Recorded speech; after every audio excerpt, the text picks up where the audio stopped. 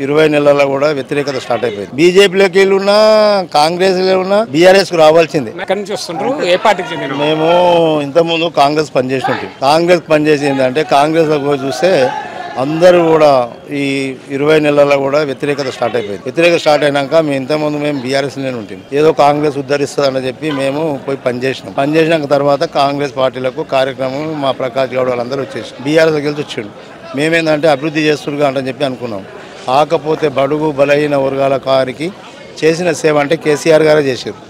అంటే ఇలా ఉన్న ప్రజల్లో ఏంటంటే ప్రజల నాడేమైందంటే ఏదో చేస్తాడు రేవంత్ రెడ్డి, మాటలు బాగానే ఉన్నాయి, చేతులు బాగుంటున్నాయి అని చెప్పి ఆమెలకు ఆశపడి ఈయనిచ్చేది ఆయన ఎక్కువ ఇస్తాడని చెప్పి ఆశపడి ఓట్లేసారు.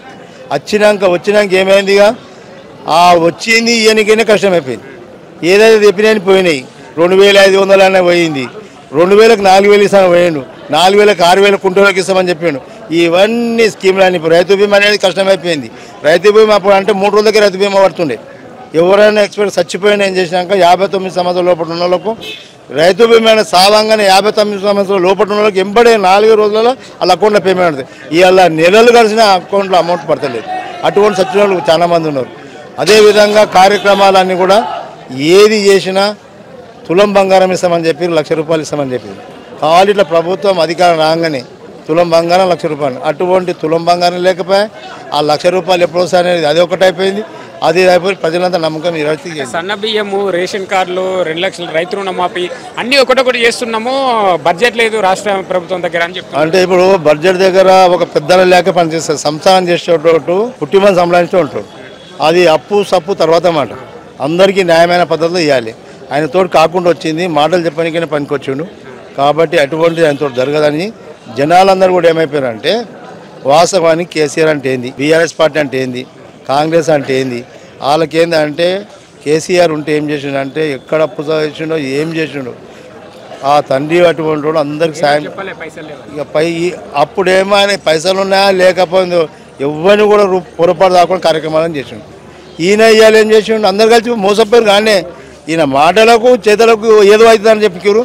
దండం రాయని నీకు ఏనేమైనా ఓటు అని డిసైడ్ అయిపోయింది జనాలంతా. అంటే ఎవరైనా కానీ ఏ పార్టీ వాళ్ళు కానీ అధికార పార్టీలో చేరుతారు. అభివృద్ధి పనుల విషయంలో కానివ్వండి ఏదైనా కావండి.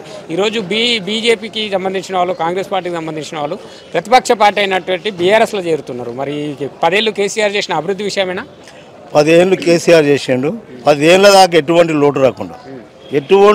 లోటు రాకుండా నీలే కానీ ఏ చేసిన రైతు రుణమాఫీ కానీ, రైతుల బీమా కానీ, రైతుకు కరెంటు కానీ, రైతు బంధు కానీ ఇవన్నీ కూడా ఏంటంటే రైతులకు ఒక కార్యక్రమం చేస్తుండే. గరీబులకు ఏం కావాలి నెల రానే పెంచిన 2000 అంటే 2000 టకాటాకి ఇసుకమే సరిపోతుంది. ఈ హ్యాండిక్యాప్లలో వాళ్ళకి 3000 అంటే 3000 టైంకి ఇచ్చేసుకుండే. ఈ లేడీస్కి అయినా డాక్టర్ గ్రూప్లో కానీ అవి కానీ కార్యక్రమాలు అన్నీ కూడా చేస్తుండే. అటువంటివి ఏంటంటే ఆయన చేసింది ఈయన ఇంకేమైనా చేస్తాడేమని వచ్చారు. ఈయన ఇంకేమైనా చేస్తాడని ఇంకా మాకు బలోపేతం అవుతుంది. ప్రతి ఒక్కరు కూడా ఆశించేది ఏంటంటే ఈయనకంటే ఇంకీయన బాగా చేస్తారని చెప్పి ఆశ మీద ఓట్లేసారు. ఇవన్నీ జరుగుతలేవు. కాబట్టి అందరూ తిరిగి బీజేపీలోకి వెళ్ళున్నా కాంగ్రెస్లో ఉన్నా బీఆర్ఎస్కు రావాల్సిందే. మరే కొన్ని రోజుల్లో స్థానిక సంస్థ ఎన్నికలు కూడా రాబోతున్నాయి. ఎలా ఉండబోతుంది? ఇప్పటికే కాంగ్రెస్ గవర్నమెంట్ అధికారంలోకి వచ్చి 22 నెలలు అవుతుంది. ఇప్పుడు కాంగ్రెస్ గవర్నమెంట్ 22 నెలలు అవుతుంది.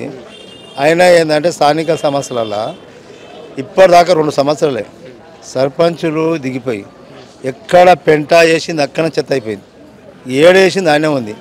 కార్యక్రమం ఎక్కడ అక్కడ ఉంది. ప్రతి ఒక్కరు కూడా 2 సంవత్సరాల ఓట్లు దరపలేకపోతుండే.